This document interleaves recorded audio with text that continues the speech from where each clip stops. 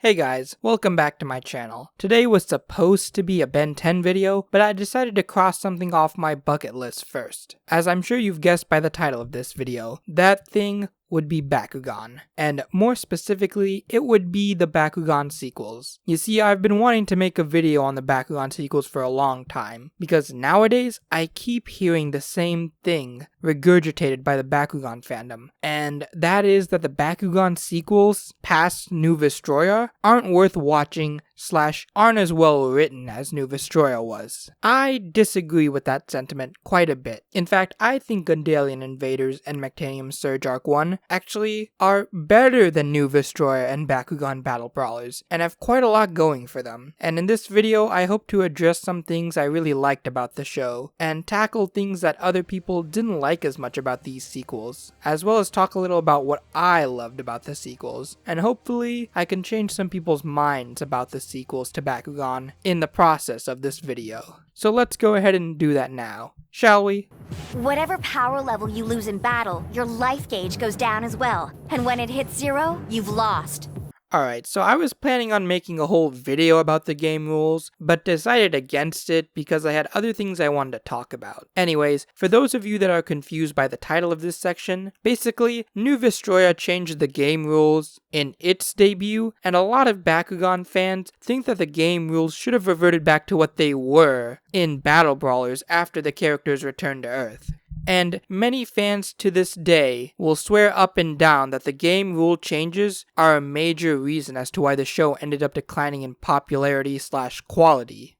I have a couple of problems with this line of thinking. I think people are a little too hyped up on nostalgia, and forget that the original Battle Brawler system wasn't perfect. Like, the first two Bakugan were pretty much always shafted after just using one ability, because the writers didn't care about them, and if we're being really honest here, neither did the characters, since they always seem to save their best ability cards for their ace monsters. Basically, what I'm trying to say here is that the original brawling system was not perfect. If you weren't an ace Bakugan, you pretty much didn't matter, and even the ace Bakugan only really got a semi-cool ability before completely defeating the other Bakugan. There wasn't really a back and forth type of battle the way there was in New Vestroya onwards, where the characters would use multiple abilities to desperately try and pull off a win, and where the Bakugan would sometimes have to adjust their strategies with their brawlers on the fly, and dodge out of the way of other attacks, whilst waiting for their partners to catch up to them. And on top of all of this, some of the most iconic moments, even from the original Battle Brawlers series, was when the rules got thrown out the window. Like the final battle between Masquerade and Dan had nothing to do with the other Bakugan or the rules. They pretty much just threw Hydronoid and Drago down and started spamming ability cards. And it was amazing. And so was the battle atop of Vest Palace in New Vestroya, where Helios and Drago pretty much forgot about the rules and just charged at each other, while Dan and Spectre just fought with lightsabers. That fight had 0 rules, and was awesome. And the Dan and Masquerade fight only had a couple of loose rules, and it was still pretty amazing. Both are considered to be the top battles in this franchise, so I don't really get the argument that the rules are somehow important to the show, or that they make good fight sequences, because they don't. The people that claim otherwise usually point to shows like Yu-Gi-Oh! And Pokemon,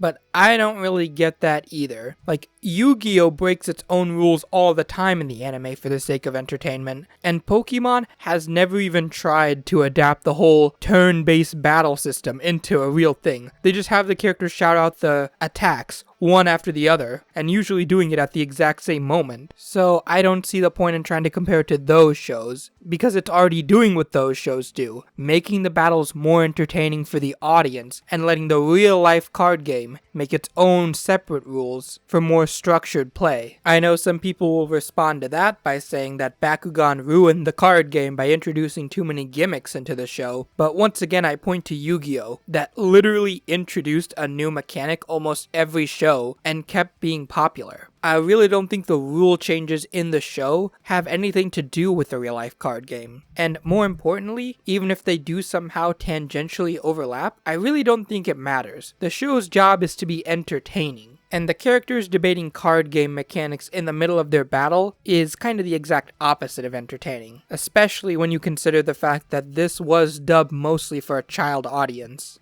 Alright, I think I've pretty much proven my point there. Now on to the segment that I've re-recorded like 5 times now that I know no one's gonna agree with me on. Listen, in the Bakugan community, a lot of people care about that G power scale that goes away towards the end of Gundalian Invaders, but I don't. In fact, I think it's actually for the best that it goes away. Imagine if in Pokemon, every time they yelled out an attack, there was a number at the side that went up, and then the screen cut away to a little chibi sprite version of the Pokemons with the G power scale going up. That's literally what happens in Bakugan a lot of the times in New Vestroya, and it kills the pacing of the fights in my opinion, because we literally just cut away from an epic attack to some screen with the computer voice monitor saying, G power 200 up, G power 100 down. I find it extremely redundant, because most of the time the voice actors and animators do a pretty good job of showing how banged up the Bakugan get during the battle, so we don't really need to see a number to understand what they're going through.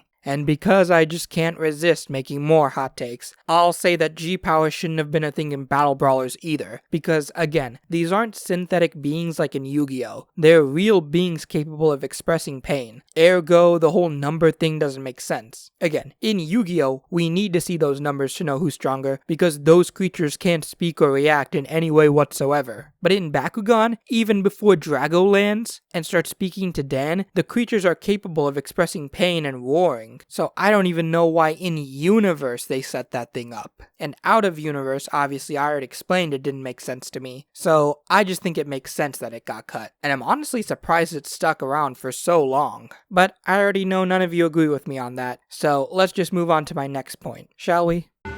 So you're alive, huh? What? No. Herodias is dead, and now the mighty Magmal lives. Okay, so this video was originally going to be a bit longer, but I ended up cutting the Dan and Drago section because I think it would be better off in its own video. And most of my other points revolved around the other villains introduced from Gundalian Invaders to Mectanium Surge onwards. However, I think amongst those villains, one stands well above the rest. Barodius, the Emperor of Gundalia turned monstrous Titan Magmel by Mectanium Surge. I think he is the best Bakugan villain, period. I know everyone is always talking about Spectra, Spectra this, Spectra that, and if not him, then Masquerade. But honestly, I think Barodius/Magmel is just so much better, because his character is just so much more interesting to me. He's an evil dictator, but never feels one-dimensional, thanks to a couple of things. His relationship with Kazarina is something that I think is rather underrated, as it really does show that he cares about at least one of his subordinates, and really does seem to mourn her death when he finds out what Gil has done to her. That and his relationship to his father is also rather interesting, as it's clear he really hates his father. Now, parental issues are already relatable, but a lot of real life royal families have parental issues like this, with one child thinking they can lead better than their predecessor did. So already I was kind of interested from his character with those two things. But then he transforms into Magmel in Mectanium Surge, and this is where his character gets kicked into overdrive. He is, in his own words, a super manifestation of hatred, and that hatred is directed towards Dan Kuso, the kid that overthrew his empire and lost him everything. So Magmel conspires to humiliate Dan by making his powers go out of whack every time he tries to use them, and basically ruining battle brawling for the kid, as well as attacking Gundalian and Nethia to sort of wipe the slate clean of all the past failures he had. It's honestly just a treat to watch Magmel in action. As a kid, the twist of him being Barodius really took me by surprise, because Bakugan rarely recycled antagonists. But thank God the writers decided to break that rule, because although Barodius is an interesting character in his own right, Magmel builds on everything about him and makes him 10 times better. His anger, his lust for power, and now his ever-increasing want for revenge all make him an amazing antagonist in this arc. And the way he treats his subordinates showcases how ruthless he's become. Whereas before he allowed some leeway for failure, so long as they were loyal and still useful to him, now he treats Anubius and Salon as nothing more than tools. Tools that he quickly disposes of the minute they stop being useful to him. Which is extra fucked up when you remember that he basically created them. He created entire living beings just to trick Dan and the Brawlers and to keep a close eye on them so he could complete his plans. That's an extra level of hatred, but it makes so much sense because again, Barodius really has lost everything. His kingdom is gone. Kazarina, the only person he even seemed to like, gone. And the sacred orb that he clung to so desperately for power has basically betrayed him and trapped him in hell. This is why I don't think you can say Magmel is just one-dimensional, because all of his rage makes sense. And it's all communicated fairly well too, throughout the course of the arc. And because words don't do this justice, let me show you how well it's communicated, by playing you one of my favorite scenes of him, that pretty much sums up all of what I've been trying to say about him. You were never better than me, Darak! How dare you call him by his old name? Darak is gone. Only Razanoid exists. Sure, Barodius! You're going to pay for your disrespect.